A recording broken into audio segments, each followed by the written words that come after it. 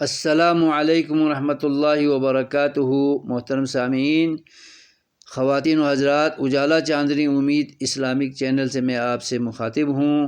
Video لے کر آیا ہوں کہ یکم شوال کو جب ہم رمضان کا مہینہ مکمل کر کے عید ادا کرنے جائیں گے تو پھر عیدگاہ پہنچ کر بھی تکبیرات بلند کرتے رہنا ہے تا وقت کی نماز کی ادائیگی نہ ہو۔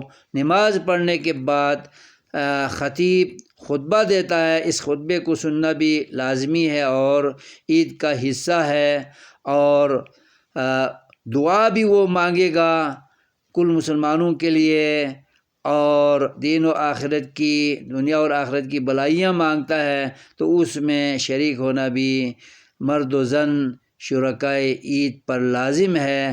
تو اس سنت پر بھی مکمل عمل پیرا ہونے کی کوشش کیجیے۔ اللہ ہمیں نیکیوں کی مکمل توفیق عطا فرمائے، آمین۔ وصلی اللہ علی النبی وآلہ وصحبہ وازواجہ اجمعین برحمتک یا ارحم الراحمین۔